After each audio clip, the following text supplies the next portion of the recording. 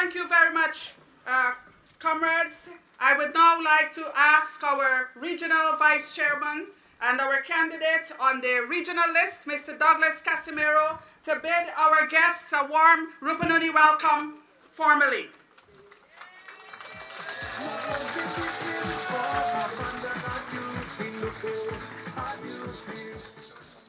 Thank you very much, Madam Chair, for affording me this opportunity.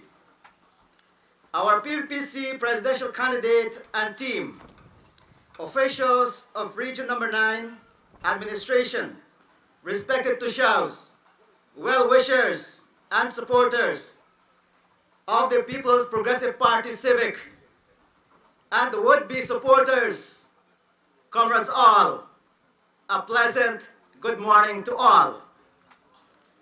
Today is a special and a very important day for the residents of Region 9, where we assemble as a people to confirm our continued support and commitment to the party in government, the PPPC, the party that continues to champion the development drive of this beautiful and peaceful region we call Rupununi. I am certain and confident that we who are eligible, that means of age to vote, will have no other way on May 11th, 2015, but will solidly vote PPPC for continued peace, progress, and prosperity.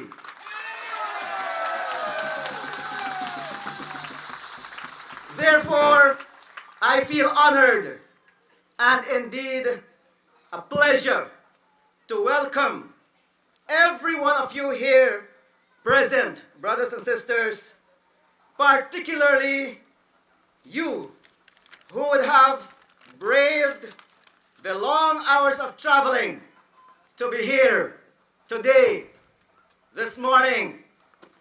Some of you would have arrived yesterday, while others would have arrived this morning. But for a worthy cause, which will craft our future development, and particularly for Region 9.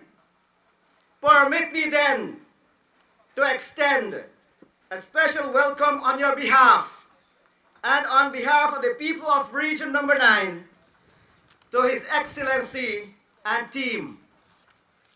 Your Excellency, President Donald Ramantar, and the entire entourage, Region 9 bid you welcome with open arms. Residents of Region 9, again, let me hear you as we welcome Region Number 9. Come here, President Donald Ramantar and his entourage. Comrades, let us once again unite so that we can again share the joy of yet another victory for the PPPC. Welcome, welcome, welcome to all. Thank you so much. Comrades, are we happy? Louder than that. And who are we voting for? Good. So we will have our first speaker now, a resident of Lethem and one of our candidates on the list, no other than Mr. Desmond Kisoon.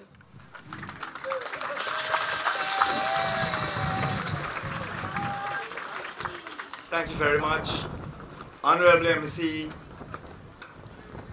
President and Presidential Candidate of the People's Progressive Party Civic, Comrade Donald Ramantar, Prime Ministerial Candidate of the PPPC, Ms. Elizabeth Harper, Mr. Ram Sarup, all the members of the head table, ladies and gentlemen, comrades all. I too wish to join with the welcome in saying a hearty welcome to one and all from across the Rupununi to be here with us today. And noticeably just now when we were coming in was the motorcade. I am happy to stand in front of you today and to tell you how happy I am to be a candidate of the People's Progressive Party, Civic, for the upcoming elections. And I'm extremely happy to have been so chosen, and for certain, I have all intention of doing my best, like you, for another victory of the People's Progressive Party at the upcoming polls. I am Desmond Kisoon. The Honorable MC said that to you. And one time I had a discussion with a friend who said he was extremely happy with the first part of my surname. I felt pleased because the first part of my surname is Kiss. And he said, don't think otherwise, but it means keep it short and sweet. For certain, I will do that.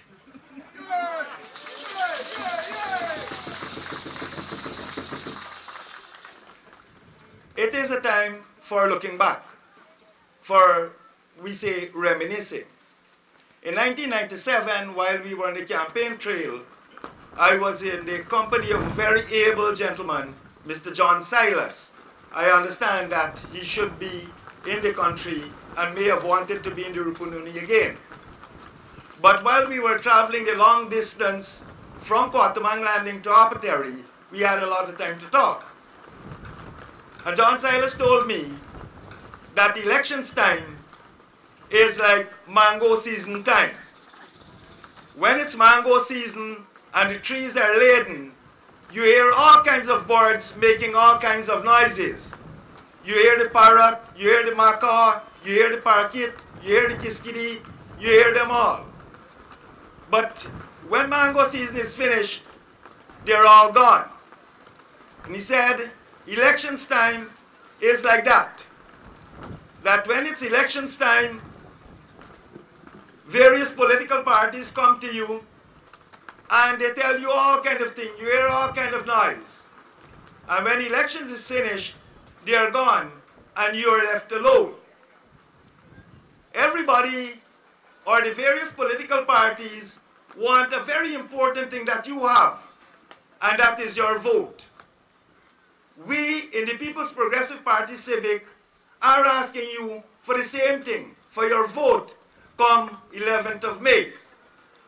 But we ask you to look back and to see that we are not the birds that come during the mango season, come when it's time to ask you for your vote, and after elections, you don't see us back. We have always been with you. We have been with you in the difficult times. We have been with you in the happier times. And you can look back and see our consistent visit, our finding out from you what are your difficulties, what can we do to assist. We have been able to fulfill some, not all, but we keep coming to you and telling you why. So we have been that faithful bird that keeps coming. Comrades, if you look back over the years from where we were to where we are, you would have seen the great strides that we have made under the PPP Civic government. And you would have seen and you can recognize all the developments that would have been done from then coming right through now. I would not want to list them because I think I may be stepping on what other speakers would like to say. So I'm saying that this government is the government that took us out from the most difficult times to now when we are in better times. And for certain, it's a proven government, and that is one that will take us continuously into better times and to allow prosperity to prevail.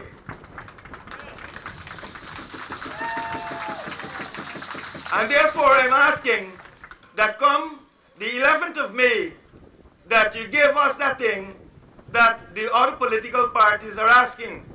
We ask you to vote PPPC. How would you vote on the 11th of May? Can we make it louder? How are we voting the 11th of May? I thank you, and I would like to close accepting to ask that come that day, that we go out early, we do not take anything for granted, and that for those who need help, that we help them. But as we help them, we continue to campaign, and we ask them for what they got. We ask them to vote. We ask them to vote. I thank you. Thank you. Thank you very much. Thank you very much, Mr. Kisun. Okay, we'll check to see who is here from North. Anybody here from Fairview? Sarama? Waweta? Arnaputa? Anai? Quatamang? Apateri Rewan Crashwater? Yakarenta? Nobody from Yakarenta? Masara? Kwaimata and Toka? Good, so we have all of the villages in North represented here.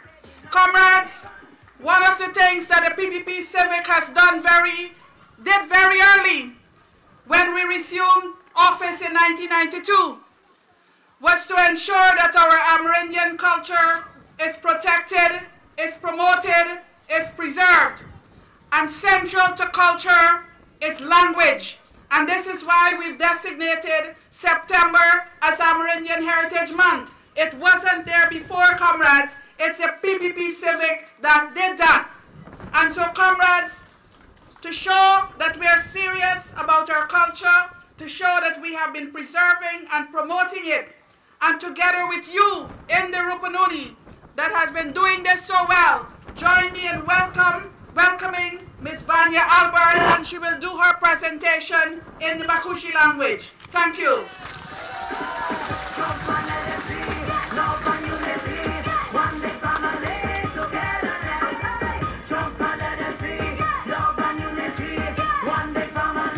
Good morning, comrades, and good morning to this table here.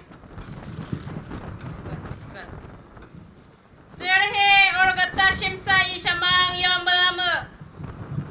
Taror gorang huai, purata shimsa wai, orgo ishabu surhe, mazabra, pukre orgon government ne hilhe, pukre orgon kobna ne muradombe orgo isha sene PPP Civic tombe. Surhe sen mingamu wai, pena sene lega okai rally bu igen hure. Yamblamu surhe tabai, sen mingam kong suru, kon kasa government tabu orgon dombe.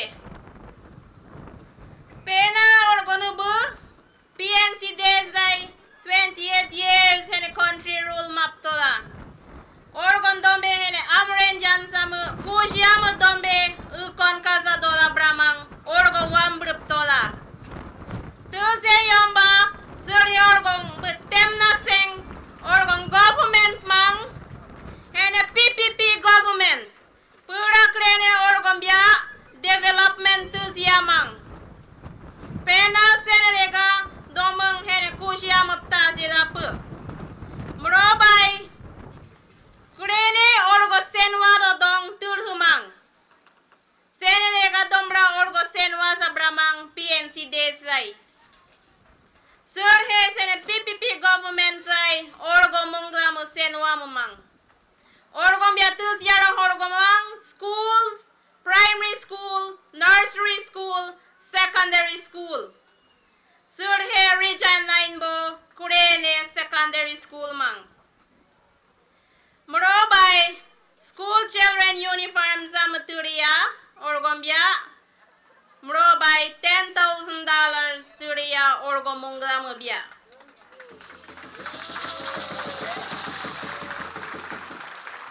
Surhe yamba trubai in humble 10,000 kudobe 20,000 be trubai PPP Civic la vote tado benkong. Surhe mrobai for development podo bekong orgon mainam tobia orgon pikata gomanzo be orgon ram tobia innap to benkong hele government ta inuru PPC government innap to be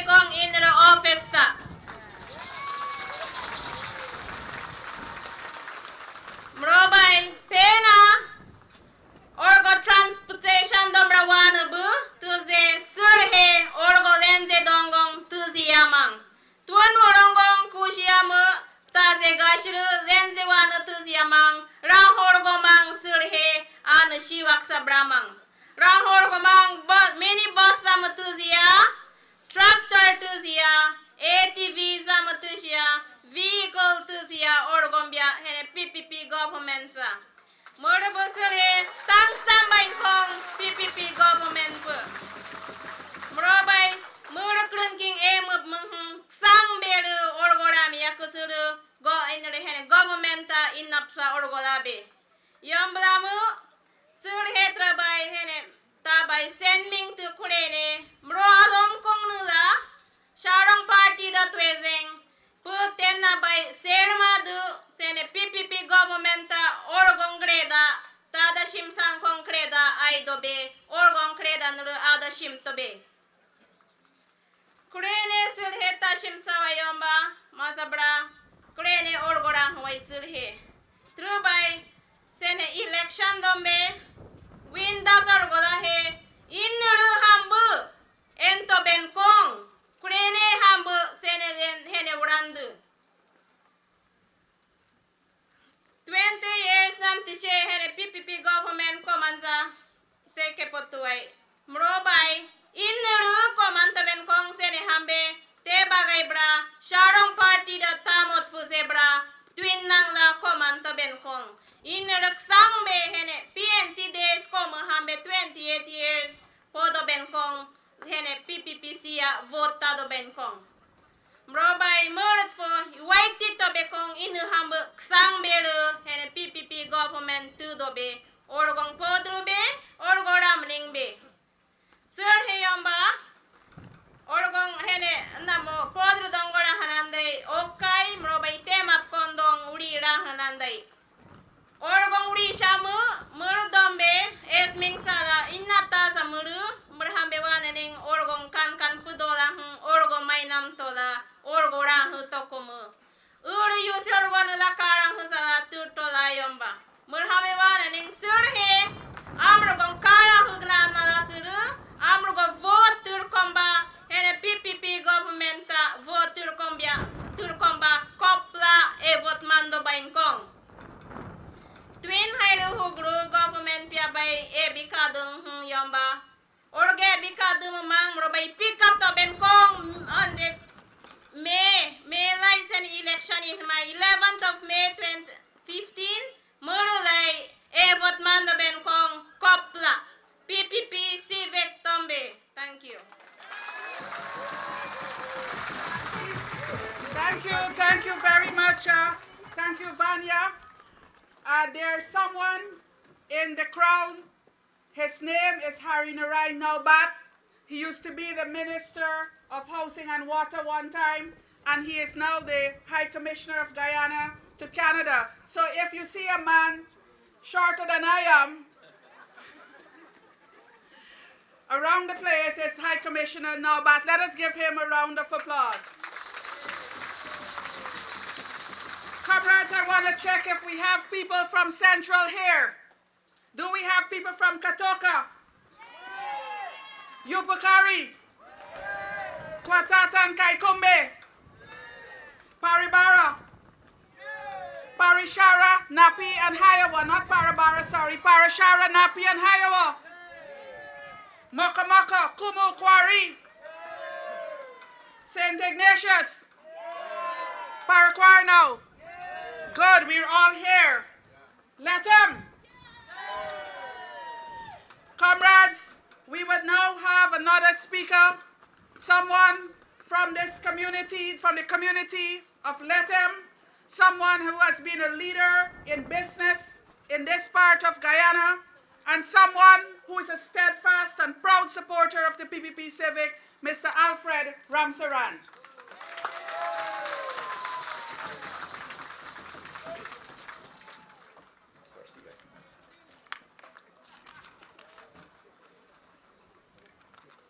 Thank you, Madam Chairperson and Foreign Affairs Minister, Honorable Caroline Rodriguez Burkett.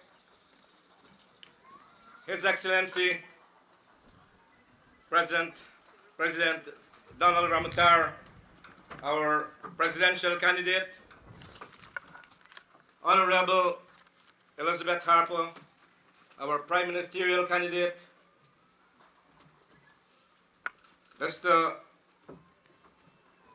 Ramsarup, other members of this gathering here at the head table, party officials of the region, ladies and gentlemen, comrades all. Let me join with the previous speakers to welcome you here at this, our PPPC rally at this ground, the Rupununi Rodeo Ground. Not so long ago, we had our rodeo here, you will recall. And today we're gathered to this rally as we prepare for the elections on May the 11th. Comrades, I feel honored and proud today to be part of this rally, but more importantly, to be a member of the ruling People's Progressive Party, Civic. Comrades, we are meeting at a very crucial time of our country's development, a time when the opposition forces, APNU and AFC, are desperately trying to take over the administration of our country, Guyana. You know as well as I do that the opposition had an opportunity to govern the country, but have failed to do so during their tenure of leadership. Since the PPPC government came into office in 1992, you have seen tremendous development in all aspects of life, not only in the Rupununi, but in other parts of our country. Comrades, I don't need to tell you about it. You can see there's evidence before you all over this country, all over the region, and I'm sure you will agree that the only party to run this country is the People's Progressive Party. Here in the Rupununi, comrades, in the field of education, health, infrastructure, communication, among other social services, we have improved considerably. We have, for example, local people of the Rupununi who are doctors, teachers, among other positions. You know it all. Now, comrades, these people in the opposition, I would say these jokers, APNU and AFC, maybe I'm right, who collated on Valentine's Day, are talking about a war manifesto. Yes, they're talking about a war manifesto. These people, many of them have been in the military or in paramilitary organizations, and all they think about is war. They're talking about 6 wars. War of poverty, or war on poverty. Now tell me, do we have poverty in this state? Do we have poor people in this region or in this country? Maybe they're talking about the days under the PNC when everything was backward, you know, poverty at its highest. You will recall sometime around the 80s, that is when trading had started in this region and in this country, as a matter of fact, because a number of things were short and we had traders going to Brazil to buy goods to take back in Georgetown and other places. They're talking about war against disunity. We are not disunited, we are all united. So I don't know what war they're talking about. So comrades, I think they're just wasting time, just trying to disunite us. They're talking about war against crime. Now crime, we know it happens all over the world. But there was more crime during the PPP reign than we have now. But, sorry, PNC, during the PNC's reign. I want to call on us, though, to be cautious over the question of crime. I know we have crime all over the land, but our government will ensure that we minimize or, if possible, eradicate crime from among our communities and our society. Then they're talking about war against dictatorship. Dictatorship. Do we have dictatorship in this country? No, we don't. So what are they talking about? There's war against cronyism. Well, we're all friends. Guyana is a small place. Almost everybody is related to one another. And so we all work together, we help each other as we go along. And then there's war against corruption. Which country in this world you don't have corruption? But corruption was at its highest during the 80s and in the previous time. I just mentioned to you about the trading, how trading had started. And that's actually how most of the corruption had started in and around our country. Because everything was short, people started to move, leaving the country. You could not leave Guyana with more than $20. At this point, here in Lethem, most of the people would have gone through to Brazil. And so, in various sections, you had questions of corruption. They're telling us about employment. We have a number of persons employed in various ministries and public and private sector. Some of you may recall that during the PNC government, there was mass retrenchment. Yes, there was retrenchment because they could not afford to hold workers at various places. So persons were retrenched, some were redeployed. In fact, that's how we have some people who are living here in the Rupununi today. And so, comrades, I want to appeal to you.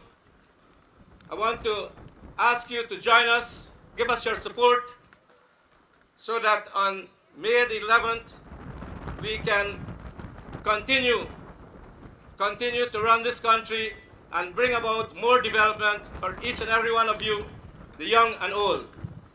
May the 11th, put your vote against the COP, the People's Progressive Party Civic. Join with us on May the 11th. I thank you. Thank you. Thank you very much, Mr. Ramsaran. Comrades, one of the things the APNO and AFC said we must do is we must forget the past. They don't want to hear about the past at all. But you know why, comrades? Because they are not proud of their 28 years. Because it was a time when they gave Guyana a good beating and they left her badly wounded. But the PPP Civic, we're proud of our 22 years because you have raised Guyana as one of the fastest growing economies in the region. Comrades, I heard Mr. Granger got a problem with his eyesight. He said he hasn't seen any development. But you know what? We can fix it. We can fix his eyes. You know, before '92, we had one Amerindian doctor in Guyana. Today, we got more than 30. So we are arranging for one of them to check his eyes. Comrades, but I suspect that he's not hearing too good too, so you gotta shout loud when you say, who we voting for? PPP Civic. Who we want for our president? Good. I'm sure he's going to hear that, but we can fix his ears too. Comrades, join me in welcoming the Shiriri group to do a cultural item for us. We'll always see, come election day, we got to vote for PPPC. Just look for the cup, they will come out victory. Come election day, we got to vote for PPPC. We are Indians, we live in unity. One people, one nation, and one destiny. We gonna vote for the PPPC. Thank you. Thank you very much, Shiriri Dance Group. Ladies and gentlemen, let us welcome Ms. Violet Cyril to speak to us in the Wapishana language. Thank you, Honorable. Good morning, head table. His Excellency, Kaimen Wirben now? I see the Wawatin Wirben now. Kaimen und Kawatin da kunai kintek power now, Pabinak now, Wapchan now, Makuch now, Ipesha Harawa now to make Kartum Niwa now, she Wirben now. I see the Watak power now, Nakawan I see. Tiki Wakunai can, Mishi? Aha, Wirben now. The king Kasun man one wat Wirben now. The wat kapo wir suki kwan at. The rantin our president. Kaming ketan wa now. Isaban wa wir. U itanan. Watusha wa now. Kaya nob na timpenya wat kwas. Ichikap niya ni ay mekan mishi Wirben now. The kiwa kunay kyan mishi? Kwini udon wachik pya wakidib dyan mishi? Takin kunay kyan iat isapan yung garkutiana chik per kwas Lethem at bicycle dyan. Marjan IG takin tangkyan itani de TV itani di piwa na wirso kiat kay wachikap nyani. Takin kunay kyan di IG kawan i junction day takin kunay kyan karyat Wirben now. IG kerson coming the 11th of May marikis wapay dyan iat kusanday isimblan kapuri inti simbol neudas marikis wapay dyan kusanday wa murkis urupuait wa president tani marikis iwin yan kusanday Wirben now. What kapipi kanam sapan suri jandi misi Wirben now. Wa voting kusanday yat Wirben now. Urupuwan isi sabandi pawin yan day na kusanday Wirben now. Ipe wa voting ipusi kay diya kakray wikay nyaw di kisana vote kakray wiyak misi Wirben now. Ikalan, coming 11th of May, ipinkian wapay di at tukin kunay kyan din wano bokop tin perali jam Wirben now. Tukin kyan wa president anat, tukin kunay kyan di uruta di wabi di ay siura sung Wirben now. Uri kada sung kya sunyat, sungay pen, ipay dyan, wakupun at wapay jat giris, wamerkirip, wait patap dit shanday. Thank you. Thank you very much, Violet. We will now have a presentation by Dr. Peter Ramsarup, who is one of the candidates on our list. Mr. Ramsarup has a background in business, and I think he also would have some business in Guyana right now, but he's a very brilliant man, and we're happy to have him on our list, and he will say a few words to you this morning. Dr. Ramsarup. Thank you, Minister. It's a pleasure to be here. No, my colleague there that spoke about two jokers. He said we need to kick out those two jokers, APNU and AFC. How many of you play cards and buy cards? How many cards is in a packet? 54, right? And what do you do with the extra 2 cards? Throw them out. Raise your hands if you're voting for the People's Progressive Party. You know, I used to say Lethem and Region 9 was a sleeping economic giant, but what I've seen so far is no more sleeping. The progress has been done. You should be proud of what you have done in this region, and you should be continuing to look at the leadership under the President Ramata, his team. You know, our minister has been working aggressively with Brazil for trade agreements to ensure that our products get across the border and get it at reduced prices. We are living in an exciting time. What you have seen develop so far in Region 9, with the success of building that bridge across the river, the bridge to Brazil, and that's a major accomplishment by this government. But let me tell you, in version 2.0 that the President will outline in his talk today, he calls for the paving of the road from Lethem to Linden and to the Deepwater Harbor. Let me tell you what that road will do. Right now, the trucks from northern Brazil takes approximately 4 to 6 days to get their goods from northern Brazil into water to transport them through the Atlantic Ocean. That road right here, as they pass through Lethem, as they pass through the villages along that road, will increase the trade economics for all of us. I call it transport economics. All of us around the world, there's a study that says every time a road is built or paved and passed through a villages, 25% increase in economic activity is done in those villages, and you will see it improve. Now, those trucks will not just pass through our villages to go to the Deepwater Harbor, but when they're coming back, they will fill it with their goods. We know we can grow corn, soybeans, peanuts, raise more cattle in this region. Brazil has 187 million people. They want to become the superpower of agriculture in the world. They're the second largest agriculture producing nation. We just have to continue to develop this region, tie ourselves to Brazil. They are neighbors right next door. Get our products through to them. But not only that, the trucks going to the Deepwater Harbor will take your cattle, your goods to Georgetown and other parts of our region. That is what creates wealth, and that is what creates new economic vision for our country, and that's the leadership under Donald Ramotar. And when you hear about version 2.0, it's very exciting. We all have to be part of that vision, and we should all be proud that we have accomplished what we have done so far and what the next phase is going forward. You know, Brazil also is the second largest producer of ethanol in the world. Many of you know what ethanol is. Ethanol is made out of waste of things like sugarcane, out of corn, out of cassava. Ethanol is the second largest producer in the world. We are now taking our waste products in Albion, in Berbice, and other parts of the country to create ethanol. And you know what ethanol is? It's blended with fuel. So when you see, when you go over to the gas station in Brazil, it says E25. They mix 25% ethanol with the gasoline to put in the vehicles.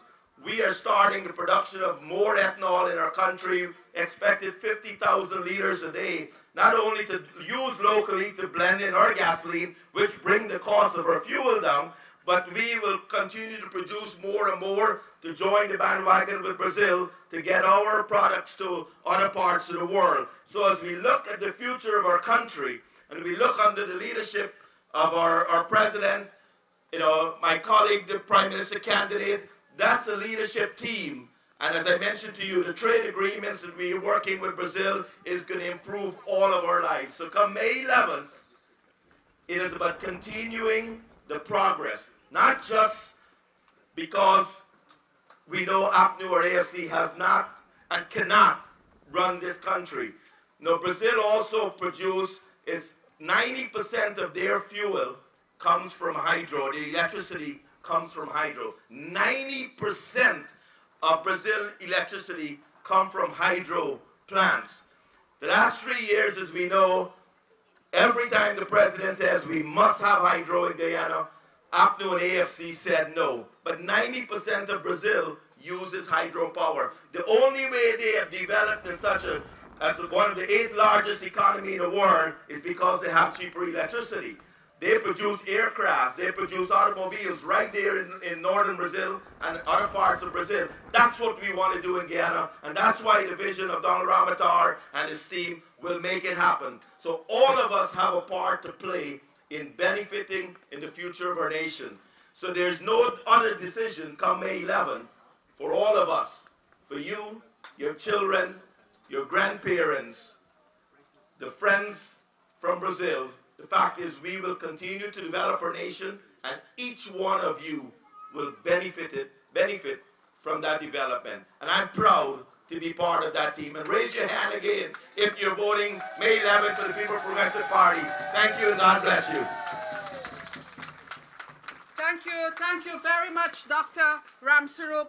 Comrades, you might know this or you might not know this, but Guyana is the only country in South America without hydropower. And could you imagine that the APNU and AFC voted against hydropower for Guyana? Comrades, but we are going to build that hydropower plant because you're going to vote for who? Yes, and we are going to be able to pass that in the parliament without any problems at all. Comrades, we have a group here called the Crowder Revivers Group. And let us welcome them to do a cultural item for us, the Crowder Revivers Group. Civic party, civic party, civic party, wamarayap ni Pulga. Civic party, civic party, civic party, wamarayap ni Pulga. Pulsabani primary school, pulsabani nursery school, pulsabani health center, pulsaming ketanwaina. Our Prime Ministerial candidate and soon to be our Prime Minister, Mrs. Elizabeth Ann Harper.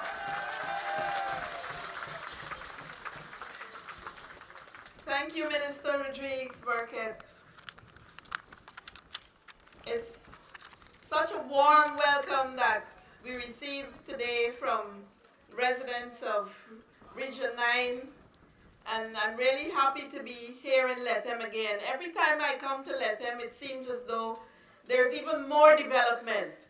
You can leave 1 month and in 2 months' time, there's so much more development, and that speaks to the freedom with which and the confidence with which businesses and people have in this administration.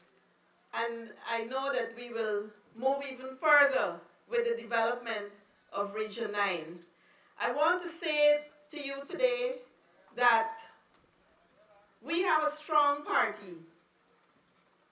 The PPPC has shown over the last 2 decades strong leadership, and that is how come we've been able to have a sustained track record, a credible track record of economic development, of sustained economic growth in the last 9 years.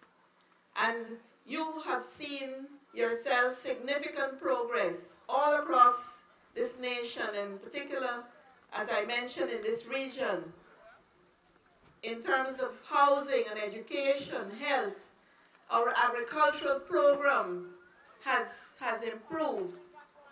And so what we have done is to outline in our manifesto the vision that we have to take Guyana forward, further along the progress that we have seen in these last 2 decades. And the People's Progressive Party, Civic, remains committed to hinterland development.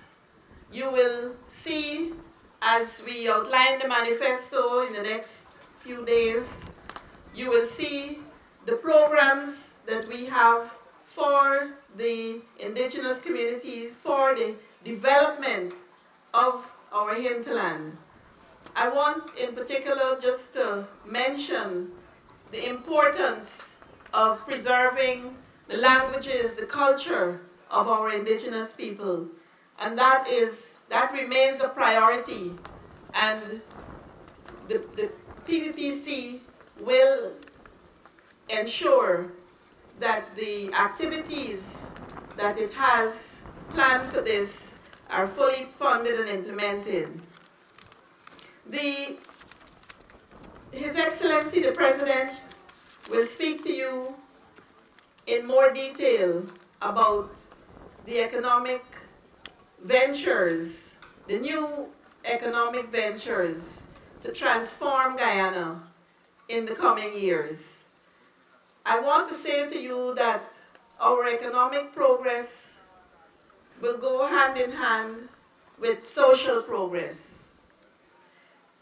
We are concerned for the social well-being of all of our people, but the vulnerable groups we focus on are the children, women, those persons who are elderly, and those persons who are disabled.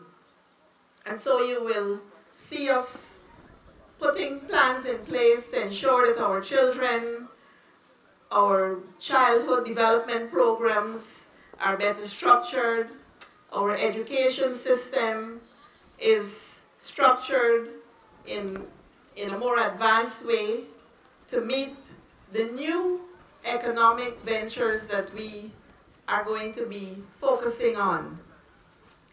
And we also will be looking at child care protection, ensuring that all of the regions, the Child Care Protection Agency, is equipped and capable to deal with child care protection. Our women, very significant group, and I'm proud to be representing the women here today. We have to ensure that the rights of our women are fully respected. And we will continue to promote those rights across the nation. We will be ensuring that the laws and legislations are in place and are implemented to promote gender equality and empowerment of our women. We will be doing similarly with the elderly, looking at our care facilities and ensuring that we have the laws in place as well that would protect our elderly and those persons who are differently abled. I want to speak to the young people now. I'm seeing so many young faces, and some of you, especially the little ones here who are in front of me. What we're doing here today for the young people and for our children is we are consolidating a foundation of progress so that they could take over a country that would be strong and stable, a country that would be secure, a country that would be able to hold its head up high as we meet with other countries in the region and further afield, as a country that has implemented and sustained fiscal management, prudent fiscal management, and one that would be moving from a developing to a more developing and developed country in the years ahead. And so, young people, we know that Guyana, as we can speak to you as mature people, this is a beautiful country, and we want you to develop a love for your country, to remain in Guyana, to build it. And we know that you are interested in what we have to tell you. How is this election going to affect you? How are the policies of the People's Progressive Party, Civic, going to affect you? We intend to put in place measures that would create better jobs, more jobs for young people, ensuring that when you leave school, you're able to have a job, you would not just take your application and be turned away because you don't have the experience, but we will work with employers to give incentives for apprenticeship programs so that you would get training on the job. We would also encourage you, those of you who want to open your own businesses, to have access to small loans. And training is important too. And there will be more opportunities for scholarships so that you can pursue the career that you want to pursue. I want to say that in this region, in Region 9, a technical institute will be constructed that would focus on technical and vocational training so that your skills in all areas, you would be able to develop them as well. You have heard from Dr. Ramsarup about the potential of this region, the economic potential. And I want to just say to the Rupununi Chamber of Commerce that we commend the Chamber for what it has been doing for the investments and to say that we will be working with the private sector, partnering with the private sector to bring greater development to this region and across Guyana in general. In giving incentives to the private sector, one of the plans that we have outlined in our manifesto is to amend the Small Business Act, and that is to protect micro, small, and medium-scale enterprises, to encourage investment, and to also give small loans for small businesses. You know too that the livelihood of our people is important, and so we want to ensure that the private sector can have the opportunity to offer more jobs to people. The importance of our relations with Brazil we have to underscore the importance of our relations with Brazil. Brazil is a strong ally to Guyana, and we have in place, particularly for the Lethem community, a frontier committee with Brazil, and we intend to work with the Brazilian authorities to enhance the programs within the Frontier Committee that would allow for us to have more cooperation with Brazil, with our health and in our education in particular. I know that the support that we are seeing here today demonstrates that you are interested and you fully support the PPPC. But let me just say that we do not take your coming out here lightly.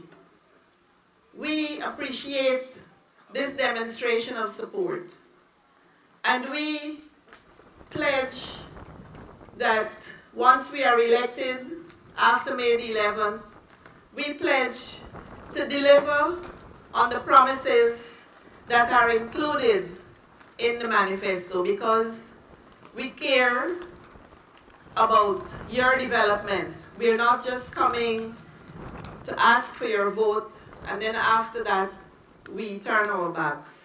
We are a committed party. This country is at a critical juncture of its development. There are many projects ongoing.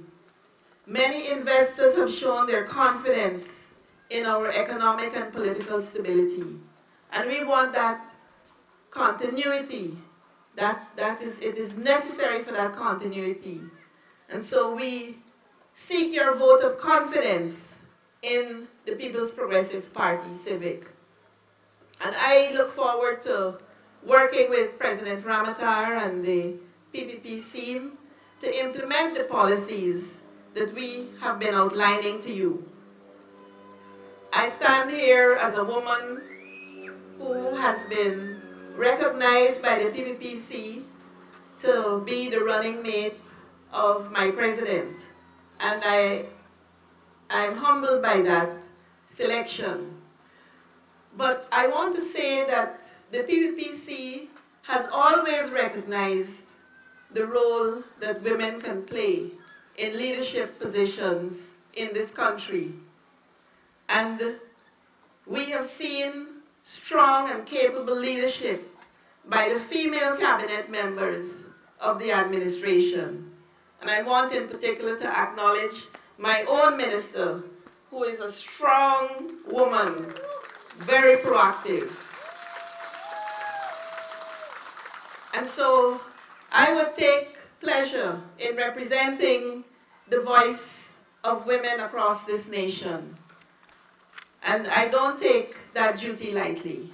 So I want to encourage you, and men, don't get jealous. I would feel honored to represent the men as well. So let let me encourage you to all come out and vote. Those of you who are registered, vote early on May the 11th.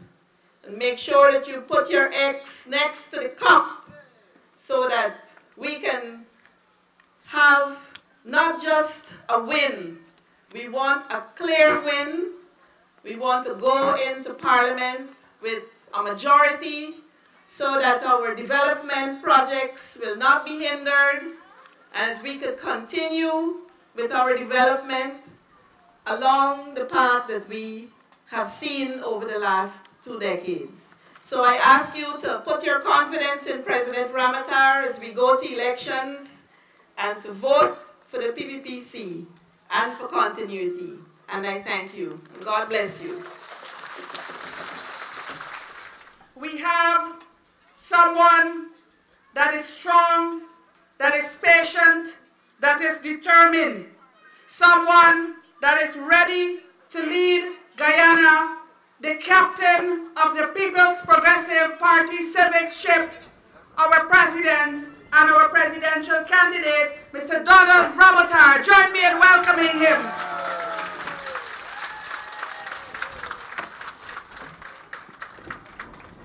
Thank you very much, Carolyn, for that nice, lovely introduction. Comrades and friends, we have just about 1 week to go to the national elections in Guyana. 1 week when we will decide. 1 week when we will decide the direction our country will go. You will decide if the country will continue to move forward or if it will move backward as it did in the 1960s. We have major plans for the development of our society. We have major plans to develop our country. As you know, elections are about plans for development. It's also about plans, our record, and it's also about character. These are the important issues in these elections. And this is what I want to talk to you about today. You are well aware that over the years, we have managed to change our country substantially. We changed our country from being a poor, heavily indebted poor country to today, we are being described as a middle-income developing country. We changed our country from a country where we had 80% of the population living in poverty to today, less than 20% of our population are living in poverty. We have transformed Guyana in every area, and the Rupununian Region 9 is just a microcosm of what has been taking place throughout our country. And this new 5 years, we have even more important plans to take our country to a higher level. One of the things that we plan to do in this year is to bridge the Essequibo River at Kurupukari, so that travel in this area will be 24 hours a day. Moreover, you know already, some comrades spoke about building a deep water harbor here. With the deep water harbor, we have to do the road, to pave the road to come to Lethem, where we connect with Brazil, so that Guyana can become a maritime hub where Brazil and other South American countries can do international trade via Guyana. And we will be able to integrate more and more with our South American neighbor. But then That gives us the possibility, that gives us the opportunity to create a free economic zone in Lethem, in the Rupununi here itself, that will be able to create a lot of jobs. Jobs are people that are badly needed in every society in our country. And as we more and more educate our people, as the education standards become higher and higher, the demands not only for any job, but for better paying jobs become more and more important. And here can become a center of creating higher paying jobs in our society. That is why, apart from coming to give you universal secondary education, meaning that every child that begins school should not leave school until they have a secondary education in their head. Apart from that, we have been doing other work to help those who did not have that opportunity, to give them some technical education, training them in mechanics, electrician, plumbers, heavy-duty operators.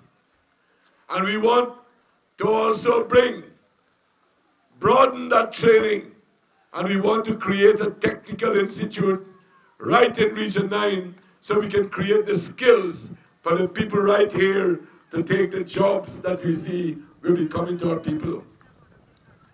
Moreover, one of the things that we are extremely serious about in the whole question of the development of our country as a whole, in creating employment and creating wealth for Guyana, is cheap energy. Our country lacks cheap energy, and we need to have cheap energy so that we can grow even faster than we have been growing. That is why we had identified the Myla Falls as one of the areas that we should generate electricity from. But we are also looking at other hydroelectric potential. We want not only to generate enough electricity for ourselves, but we want to become an important country as far as generating energy is concerned. And that is one of the reasons that we are working very, very closely with the Brazilian government. We have been studying, they have been doing studies in looking at the feasibility of doing more hydroelectric power stations in Guyana, where we will be able to use, which will directly benefit the Rupununi, because the power lines will pass through here, and you will be able to get that power from energy generated when we complete that operation. And we will be able to sell all the excess power to Brazil and become an exporter, satisfy our needs, and become an exporter of energy in our society. That will allow us to develop our country to become a manufacturing country, that we can make things, we can manufacture goods, we can become an industrial society. And that will give us thousands of new jobs it will give us, so that our children, our young people, our young workers will have opportunity of earning a decent salary and have a better standard of living. This is extremely important because we do not want to be a country to attract investment here because of cheap labor. Many third world countries attract investment to their society because labor there is very cheap. But we are building our labor power, extending it and making it more capable by providing you with education.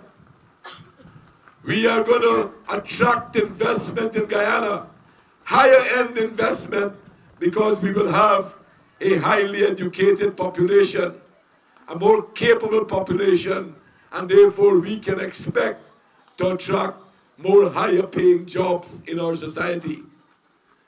Comrades, moreover, with cheap electricity, we can turn our agricultural products, into more industrial kind of products. We can transform cassava from a staple, from your own staple that you eat, to also use it to make fuel and to make many other things. If you see what Brazil is doing, we want also to do new crops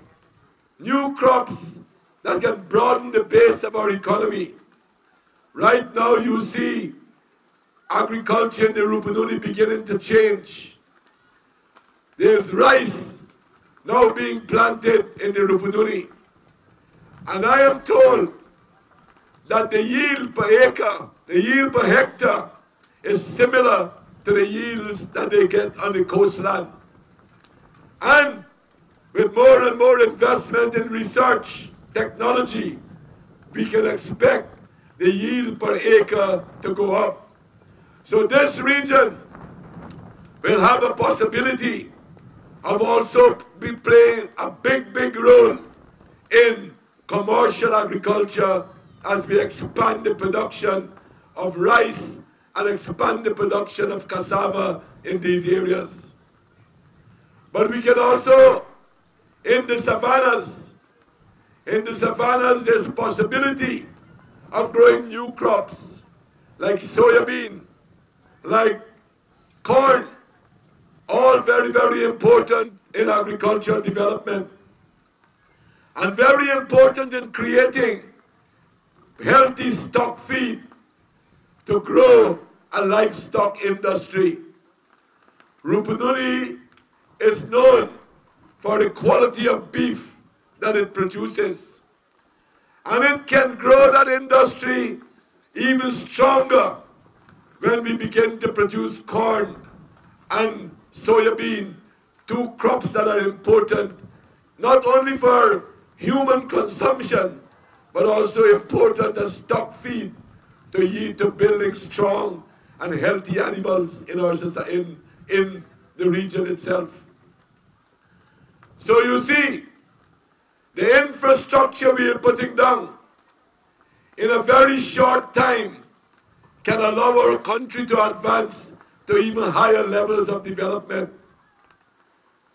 As I said, we're going to do the road together with a deep water harbor that will make the road feasible, economically feasible. We will also do as I mentioned just now, the free zones here to create more employment. And we have been also ensuring that not only one area in the Rupununi will develop, but we are connecting the whole Rupununi by roads, making it easier and faster to travel from one village to the next. Connecting it with Region 8 via roads too, that we will tend to improve more and more as we go on. And moreover, we are also looking and very optimistic in developing a new energy source, in the sense that right now we are drilling outside of our coastline, just less than 100 miles from our coast. The SO company is now drilling to find oil and gas there. So we are very optimistic that very soon we will join that elite group of countries and become an oil and gas producer. That will give us a lot of the resources we need, to accelerate, to speed up the development in the villages right across the interior area. And why do I emphasize that? I emphasize that because, as far as I see, the potentials and the opportunities that exist in these areas are enormous for development. And these areas will become more and more important to the development of our country as a whole.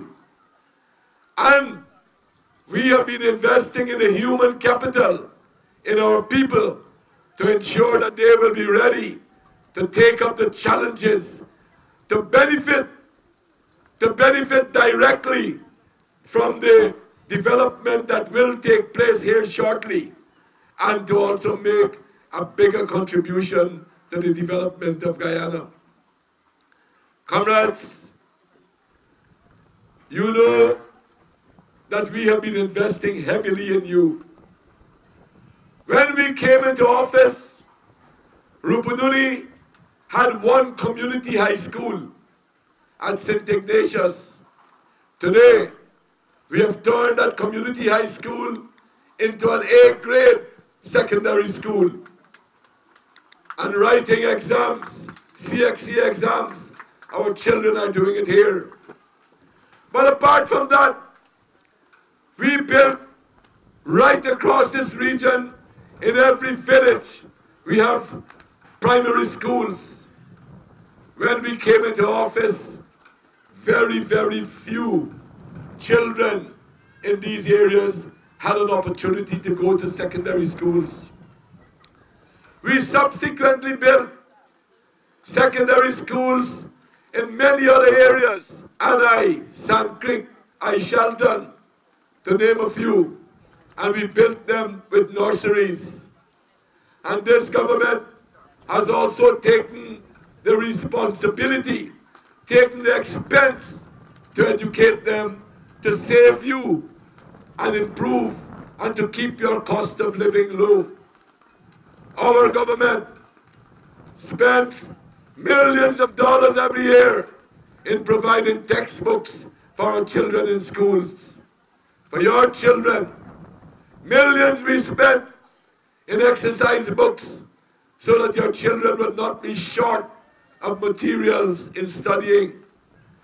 We spent millions in school uniforms to help your children go to school and not feel any way different from other students, because they too will have new uniforms. And we even pay you to sew the uniforms for the children to attend school.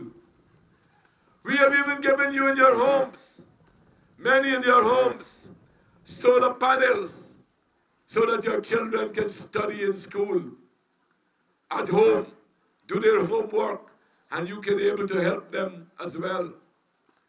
Moreover, we have provided a learning channel, the only country in the Caribbean that has provided a learning channel so that children can look at television and learn mathematics, science, history in developing their own capacity. All of this is designed with the plan in mind to create a highly educated workforce so that we can attract high-end investment in our society. People who will be capable of doing complicated jobs. That is why we have been investing so heavily in these areas.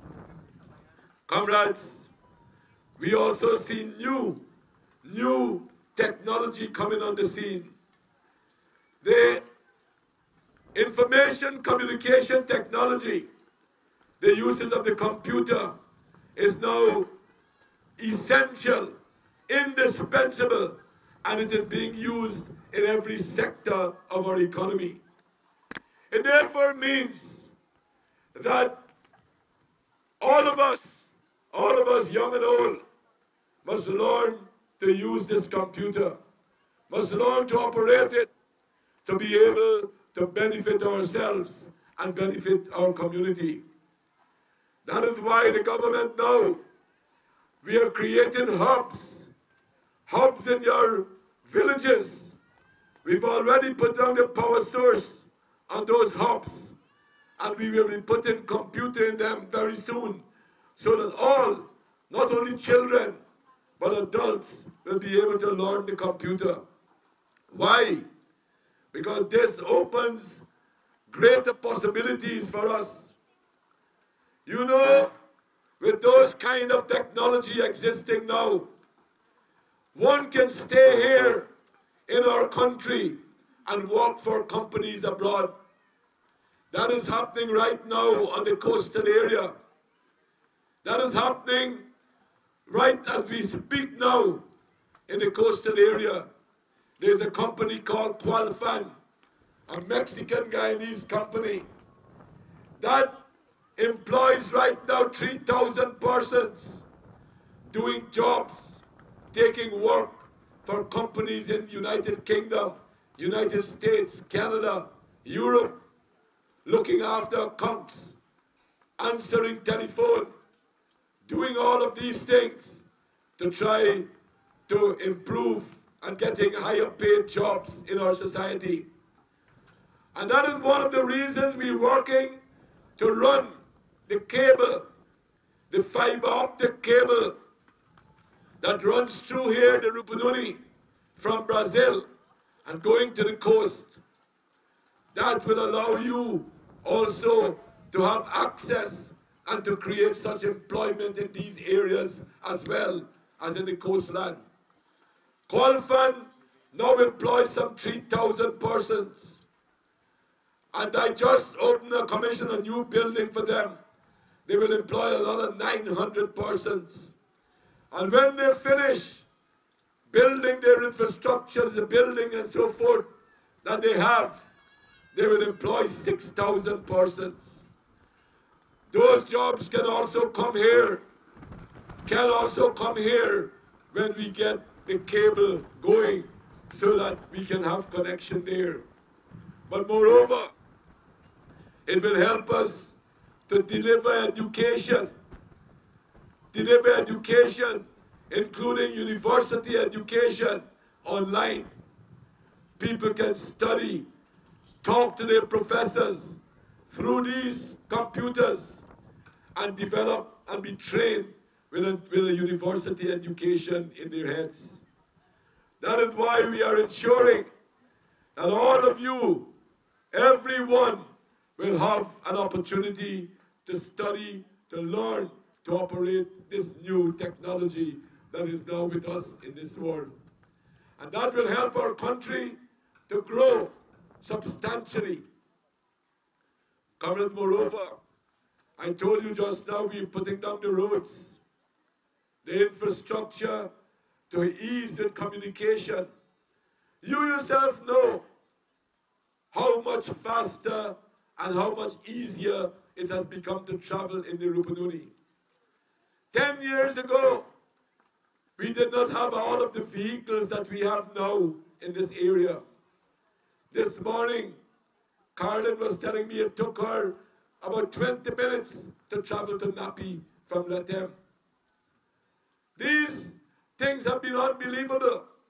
I remember coming here one time at a party meeting, and one of my good comrades from Karasabai, she was telling me how bad the road was to get into Karasabai, and how many hours it was taking her to travel from Karasabai to come to Lethem. That has changed. That has changed, and now we have not trucks alone, but we have minibuses plying these routes and taking people in much more comfort. And that, of course, will contribute tremendously to the development of our society. But we have to overcome, to also realize these dreams, to realize these objectives, to realize our plans that we have for our future development. We have to overcome the resistance of an opposition that has shown themselves to be totally anti-developmental. Over the last 3 years, it has not been easy in our country. Every single plan that we had, the opposition tried to cut. Never one day did they use their one-seat majority in the parliament to tell the government to build more schools or build more roads to develop our society. Not one time. All they did was cut our budget. Over the last 3 years, they attempted to cut $89 billion. $89 billion they attempted to cut from our budget. And they stopped important developmental projects.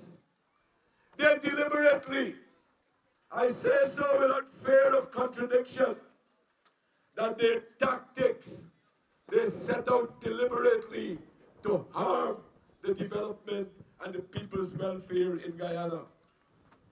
For instance, I began my speech by telling you that we need cheap energy to develop our country. And we all identified hydroelectricity as an important source of cheap energy for our development. The opposition even had that in their manifesto at the last election. And when we got the deal with the Blackstone company to build a hydroelectric power station here that would provide cheap energy for our people, they voted against it in the National Assembly. If they had supported us, we would have been halfway there building that project. And that project, while building that project, we could have created hundreds and hundreds of jobs. The Blackstone company was spending 800 million United States dollars. 800 million United States dollars to build that station. And they had said that after 20 years, they will operate that station. And after 20 years, it will come to the government of Guyana. And the life expectancy of that project, of that station, is 75 years. So, for more than 50 years, we would have had this power station in our hands at only the operating cost. The opposition voted that down. When they were cornered, when they couldn't defend themselves about why they voted this down, they lied. They said they voted it down because it would have been too big a debt on our country. We were not paying 1 cent of debt to our people. The arrangement we had with the Blackstone company was that they will build it, as I said just now. We went to Parliament because they were spending $800 million. And they wanted a guarantee. They wanted a guarantee from us that if the GPL could not buy the power from them, that the government would pay them for the power. To give them the guarantee, we had to go to Parliament to lift the debt ceiling. And that is what we did, not to add debt, to lift the debt ceiling. We even told the opposition, we said that if they think that we want to borrow money, we were ready to write in the law that lifting the debt ceiling was only for that project. Yet they voted against it. And what was they voting against? As I said to people before, that project, every single Guyanese had to benefit from. Because when we get power from hydro, people's electricity bill will come down by between 20 and 40%. The government now is spending $9 billion every year to subsidize electricity. We pay that to the electric company so that people's light bill will not go up. We will save that money. With 1 year savings, we can solve many of the problems in the villages. We can make better roads for you. We can give you more equipment. All of that we can be able to do.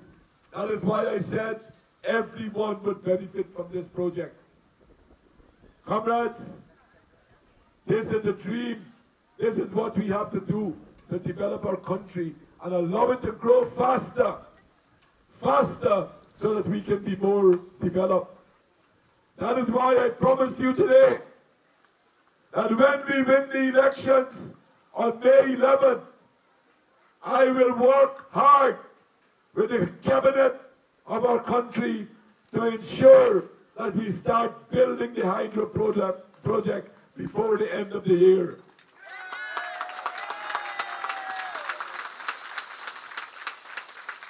Comrades, we also have other great potential, and you can see it in this very Rupununi area. Our country has enormous tourist potential. In fact, the BBC, the British Broadcasting Corporation, has said to the world people, the travelers in the world, that one of the countries that people should visit before they die is Guyana, because of the natural beauty that we have in this country. And many, many countries make a high standard of living from tourism. Barbados, their whole economy is based on tourism. Greece, you heard about a country called Greece, where Archimedes and all of them came from. Greece today has deep financial and economic crisis, and the country would have collapsed already had it not been for tourism, because they have a lot of ancient ruins and they attract a lot of tourists to their society. We have fantastic tourist potential, but for us to develop that, the opportunities that we have in developing that, we need to put the infrastructure in place. And one of the things we badly need is a new airport. The Cherry Jagan International Airport is not a modern airport. The runway is too short. Big planes cannot stop here. So we need to build a new airport. In 2013, we went to Parliament with that project, and the opposition voted for that project. And we went and we signed contracts to build the new airport. Lo and behold, in 2014, they voted against giving money to that project. What was their intention? Why did they do that? Vote for it in 1 year and vote against it in the next year. Why? They wanted to damage the economy of this country. They wanted us because we signed contracts to build this project already. They wanted the company to take us to court for breach of contract. And they would have won the case. And we would have had to pay them millions, if not billions of dollars, and have nothing to show for it. That is why we had to put back the money. We had to put back that money into the budget. There's a third point I want to bring to your attention. As far as that is concerned, there's a company in Suriname that produces a soft drink called Trill. You know that drink? Trill. Yes. Guyana has a tax called the environmental tax that we put in every plastic bottle that comes into our country. We tax it by $10. The company said that the tax was discriminated against them because we are part of CARICOM, and the CARICOM agreement says to us that we must treat every company in CARICOM the same way as we treat our own.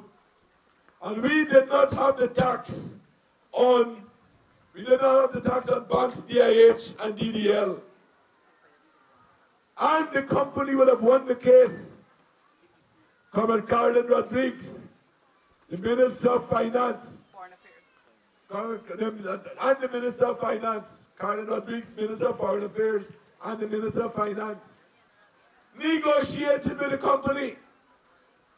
And the company said they will withdraw the case.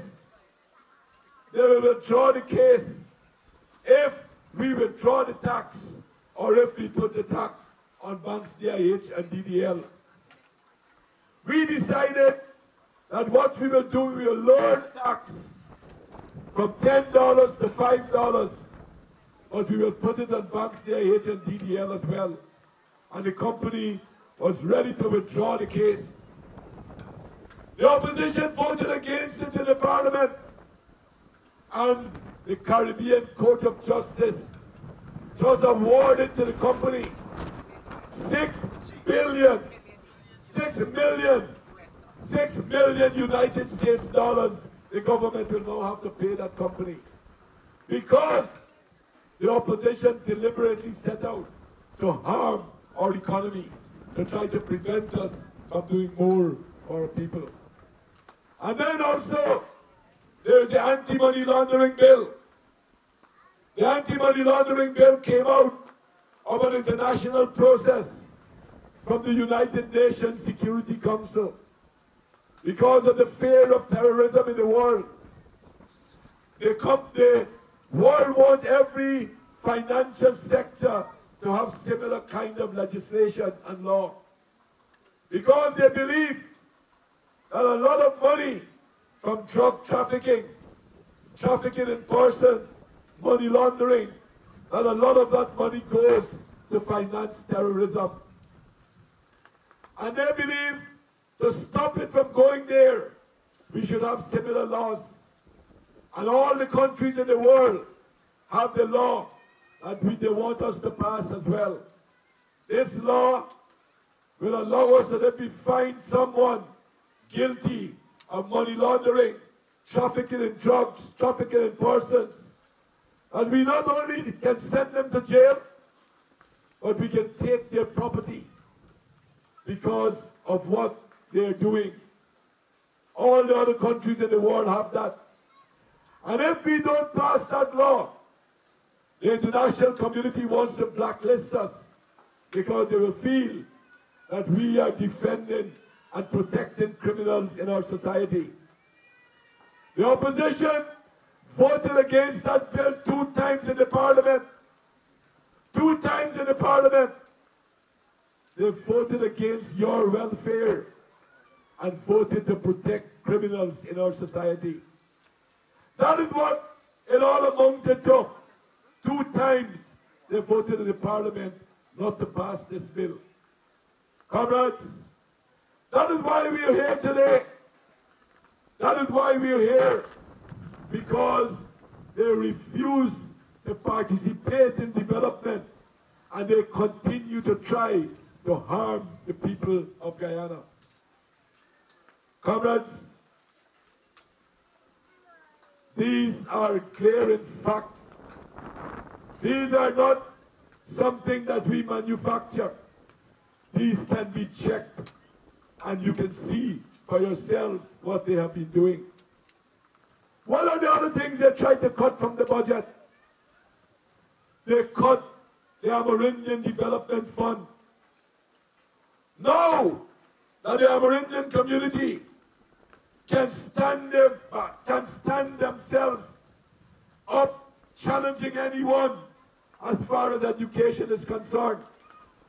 Because we in the PPP Civic government have given you the opportunity to do so. I just want quickly to digress a little bit to tell you one of my experiences that I had in Parliament.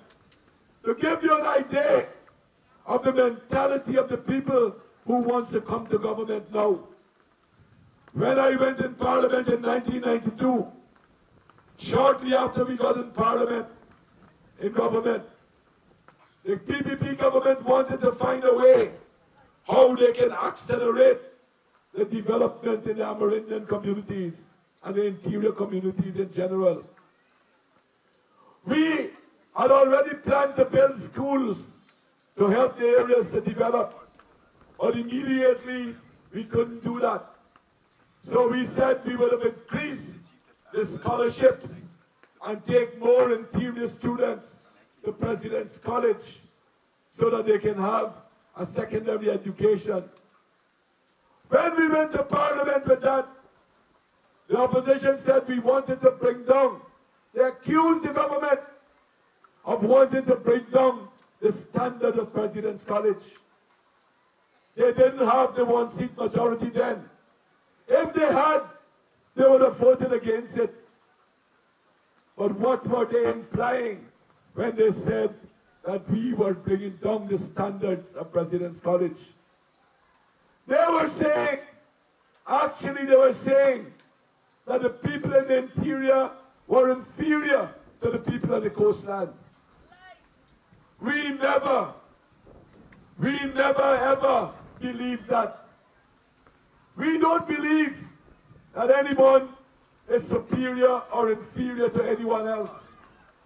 We believe what the Amerindian communities had lacked in the past was opportunities, that they did not have the opportunity as the people on the coastline. For centuries, the colonialists forgot the Amerindian communities, neglected them. And the PNC dictatorship did the same thing here. They neglected the development of the Amerindian communities. We are the ones that are giving you equal opportunity now by educating you and making you capable of any jobs in our country. You heard Carlin mention to you what the PNC used to do. They used to identify one of their supporters and educate their children. They got a section of the LaRose family in Northwest that they did that too. And Jean LaRose, who says she's up APA, joining with them, voting with them, now on their candidate card after they cut the Amerindian development budget. She's just looking for herself. She cannot want the development of the Amerindian population. She's looking for her own personal benefits. We have educated communities regardless of their positions. Today, recently, we graduated 33 Amerindian doctors in this country. Many of them from the Rupununi. And many of them are now serving in our hospitals right across this country. Never before have there been so many students from the interior studying at the University of Guyana, at the Guyana School of Agriculture, at the Cyril Potter College of Education, or studying abroad on governance scholarships. Comrades, you know, I told you they said we wanted to bring down the standard of education at President's College. We persisted because that is not our belief. And I was extremely proud when an Amerindian girl from the Northwest District, from Mamaruma, topped President's College as the best student of President's College. That has vindicated our position. Comrades, this is the type of people who now wants to grab power. These are the people who wants to run the state. People who wants power for the sake of having power. They want power to decide for you what you should eat. Do you remember the days when you could have gone to jail if they caught you with flour? Do you remember you could have gone to jail if they caught you with a tin of sardines? Do you remember that you could have been in prison for having corned beef in your possession? They wanted to make all of us criminals for eating what we want to eat. This is what they want. They wanted to decide what we must eat, that you must eat rice flour. This is what they have done. And these are the same people now coming for your vote. They cut the Amerindian Development Fund. That is the money that we use to buy tractors and plows to help you increase your production and productivity. That is the money that we help you in transportation. Some of you who asked us to assist with transportation. That is the money for the outboard engines and so forth, those of you who live in the river. Comrades, these people have no care for your welfare. Now that they're coming to elections, they're making a lot of promises. They're showing again their dishonesty. They're talking about voting for the anti-money laundering bill. When 2 times they voted against it, they're talking about the hydropower when they stopped it from developing in our country. Can you trust them with your future? No. Can you trust them with your children's future? No. Comrades, it is a dangerous time that we are living in with these people who have no care for your welfare. None at all. What else have they cut? They cut, you know, the solar panels that we give to household in these areas where you cannot as yet get power from the grid. So we are helping in the meantime to give you solar panels so you can have some modern amenities in your life. They cut that from the budget. If we didn't put it back, we could not have given it to you. Last year, you recall that we gave you $10,000 for every child you had in school, from kindergarten to secondary school level. They cut that from the budget too. If we did not put it back, we could not have given you. You know what else they cut from the budget? We created a fund. We have a fund where we lend students who cannot afford to pay the fees to attend university. So we lend them this money, and they don't have to pay us back until they finish studying. And then when they start to work, only then they start paying back.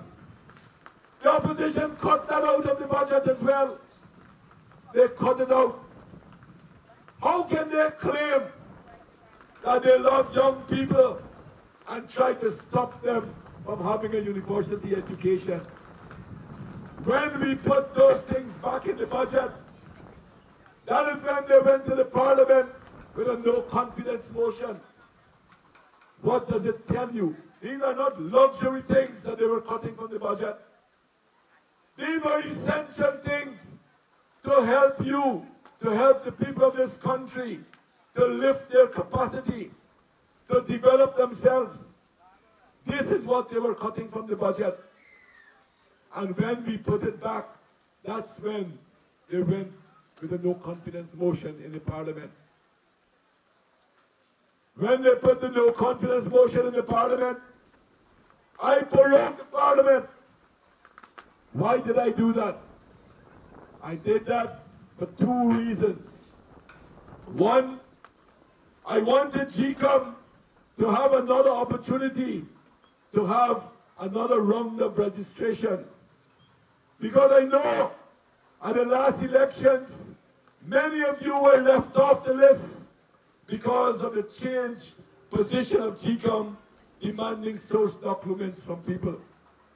And I wanted you to get back on the list to give you the right to vote. The second reason, we have 3 important bills in the Parliament that I was trying to talk to them to pass it. Bills in the interest of this country. One was the anti-money laundering bill. I wanted to talk to them again about it, to tell them that they're damaging the country and we should go forward. The second one was a new education bill that we have, where we're now trying to make our education much more the developmental needs of our country. And the third one was the liberalization of the telecommunications. To create more competition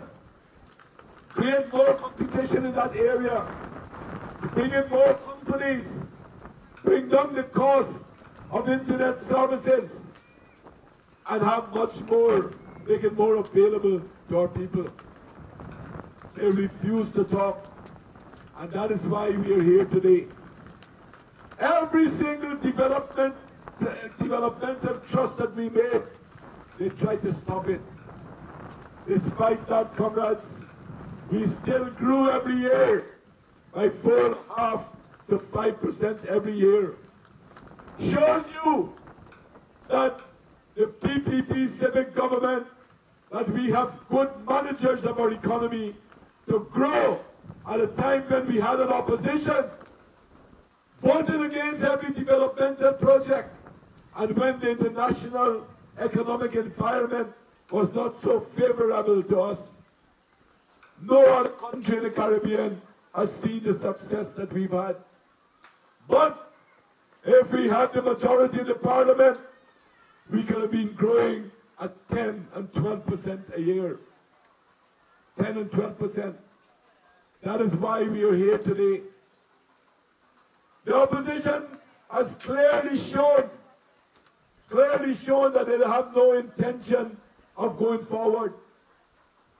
When you look at their talk, the discussions that they had to form this coalition that they've come about with, AFC plus APNU equals 0.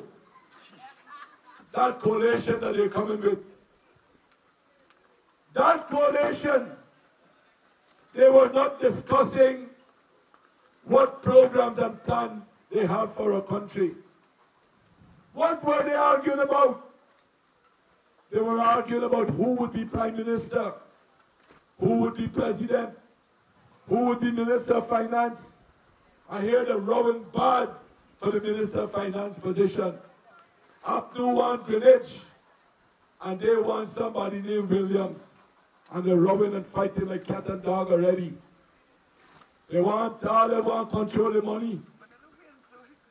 They are also wanting who would be Minister of Home Affairs.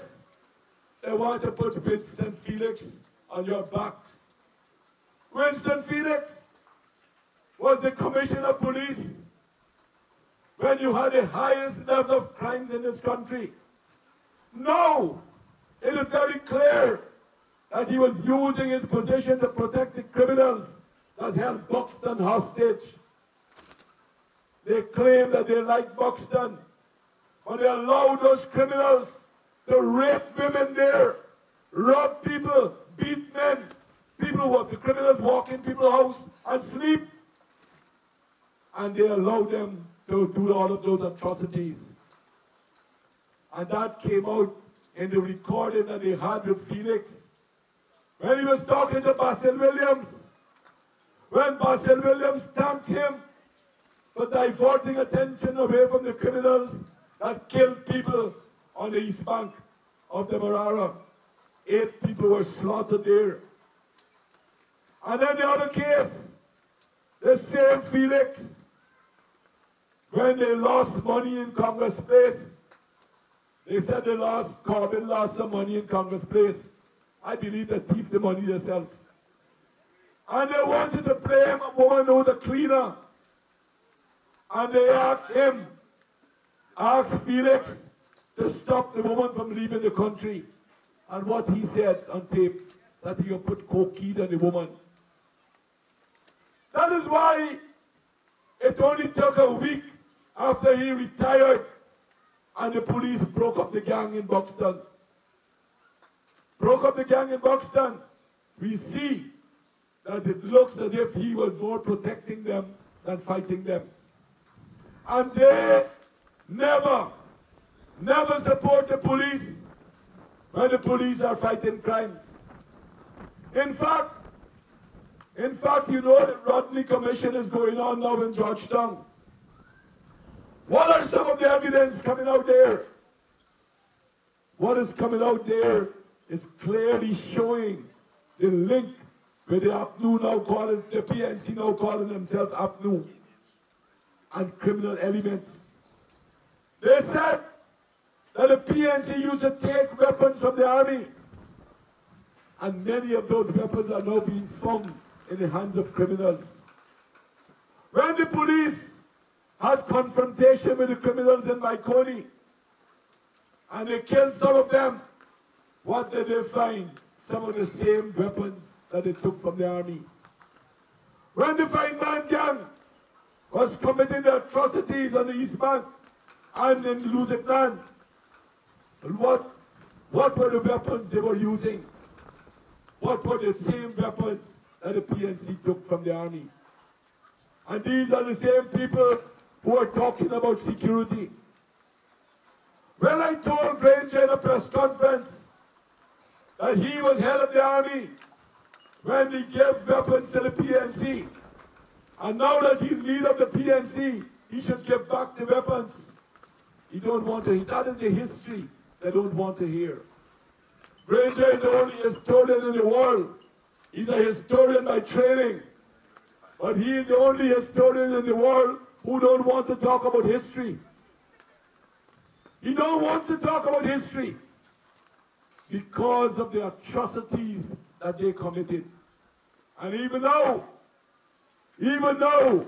when they brought out their manifesto, the manifesto is a jumble of copying stuff from different government documents. They're now putting in their manifesto. But sometimes some things escape and come out. They want to go back to the days of seizing people's property. All of that is in their manifesto coming out now. Comrades, we have to be very careful with them. I told you the discussions they had was not to how they can develop Guyana, what programs and what plans. They were talking about who will get what position. Nagamutu said he wants 4 vice presidents. Now, comrades, we are fighting to have 1 million people in this country. We are still a developing country. The United States got 300 million people and is regarded as one of the richest countries in the world. And they got 1 vice president. Nagamutu wants 4. 4! And he's talking about cutting fat. The only fat he's probably capable of cutting, he can go and get an operation and cut out the big belly. Comrades, we must be careful. The PPP has always stood by you. All our plans, all our developmental plans, even in those where we make concessions to business, is because we want them to create employment for you. All our plans are designed to ensure that you have a higher quality of life. We have stood by you. We have transformed Guyana from a hippie country. And let me just quickly tell you how bad things were in this country.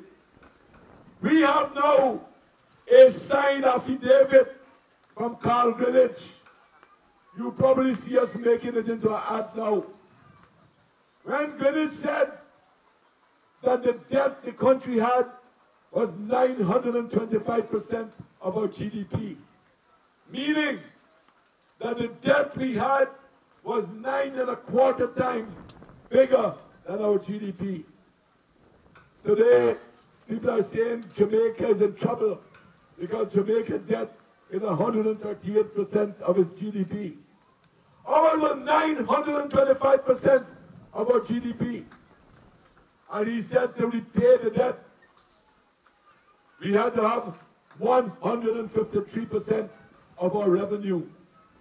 Meaning that our repayment of the debt was bigger than the amount of money that the country was generating. So where were we? We had reached a stage where we had to borrow to pay debt. We were bankrupt. And we were digging a hole to fill a hole. What is the situation today, comrades? We brought down the debt from 925% of our GDP. Today, it is 60% of the GDP. And we reduced the repayment of the debt from 153% of our revenue. It is now 4% of our revenue. 4%. Comrades, that was done because of effective economic management of our society. So I ask you that we must protect the gains that we made. We must remember, in 1964, there was another coalition that came to office when our then British Guyana had the highest standard of living in the Caribbean. They came with all kinds of promises. They said they would give everybody free cassava and milk. Free cassava and milk. They said they would give to everyone. If you didn't plant a cassava, you'd starve. And they came with a manifesto, Highway to Happiness and New Road. And yet they ended us up as being the poorest country in the Western Hemisphere. Today, they're coming with another coalition. Same promises, same things they're saying. So I ask you, on May 11th, you have it in your hands. You have the vote in your hand that will determine if our country will continue on its upward path or if it will go backward. I ask you to think about your own future, to think about the future of your children, to think about the future of your community, of your region, of your country as a whole. I know, and we have shown that this country has huge opportunities, and we can move fast to develop our country into a big and developed society.